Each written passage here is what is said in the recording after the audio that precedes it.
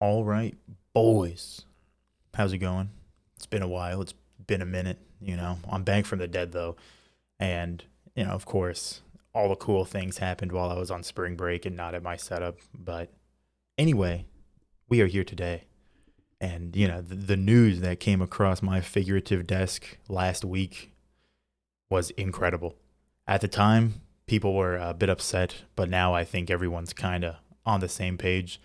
Geno Smith's contract that he just got is practically perfect. Like it works great for Geno Smith getting paid if he does well, and it works for the Seahawks being able to get rid of him if he sucks, and also being able to build a team around him with a low cap hit year one.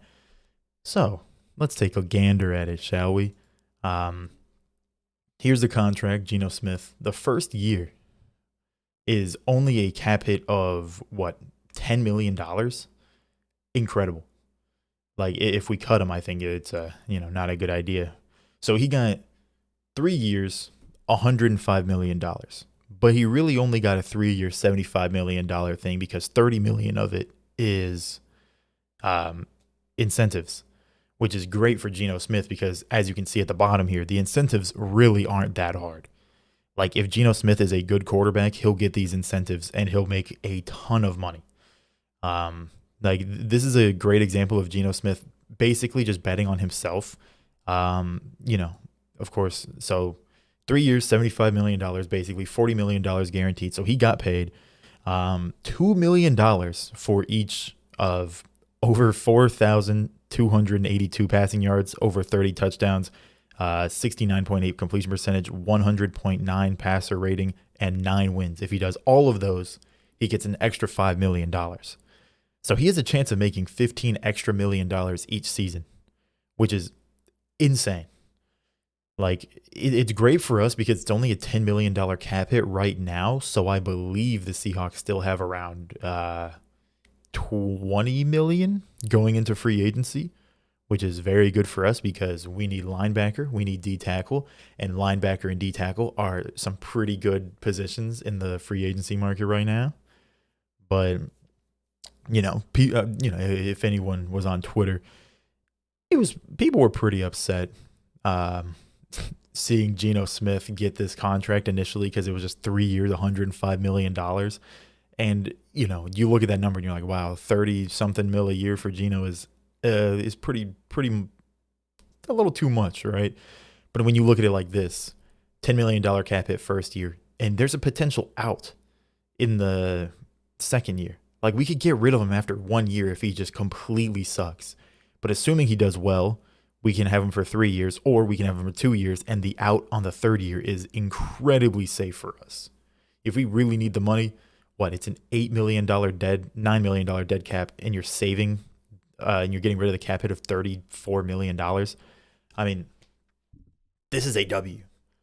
This is a incredible contract. Especially going into free agency with Javon Hargrave is going to be there. There's some really good linebackers. Bobby Wagner, maybe the Bobby Wagner reunion with Seattle. I was always a proponent of, I don't hate Bobby Wagner. He's just getting old, overpaid. He was injured.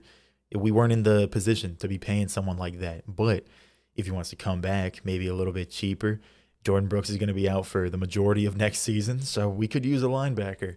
The draft looks incredible for pass rush. So, I mean, we are in a very good spot to have a really quick turnaround on the rebuild. But I think that really does start with Geno Smith. Getting Geno Smith, even though he's not the greatest quarterback ever, Geno Smith is a guy that won't lose you games. He might win you some games. He might kind of, hey, he did good enough. Your defense has to do really good to win this game now, but he's not going to throw like 4 interceptions and lose you a game. And getting him for $10 million cap hit this year lets us get players. And then next year, obviously, we're going to have the salary cap going up because it does every single year. So we'll be more, able to cover that, 30 something $1 million cap hit.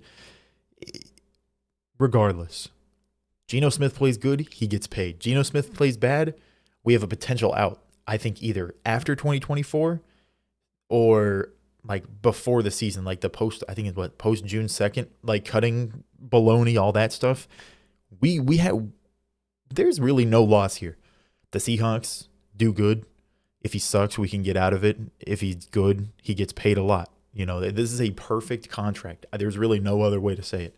A perfect contract for Geno Smith. Starts off free agency very strong. And we brought back Phil Haynes. Shelby Harris is about to get cut, unfortunately, because, cap hit, cap casualty. He's getting paid a lot of money. Gabe Jackson was a cap casualty. But, those don't really matter if the draft goes according to plan. I really did like Shelby Harris. I hope he somehow can come back on a cheaper deal, or he gets paid somewhere else, or maybe he reworks his contract instead of getting cut. But, I mean, who knows how all that works, what that's going to be. But if we already got rid of Gabe Jackson. If we do get rid of Shelby Harris, I think pass rush is going to be easy to get in the draft. And then I am in love with Osiris Torrance in the draft at 20 would be incredible. Or John Michael Schmitz or John Mitchell Schmitz, one of those. I'm a little dumb, but regardless, I'm back. And free agency is starting. I believe the legal tampering period is tomorrow or Wednesday. It's going to be pretty cool. But Geno Smith signed the perfect contract with the Seahawks. And now, honestly, we may be going to the playoffs again. That'd be pretty cool. But anyway, yeah, thanks for watching. Have a great day.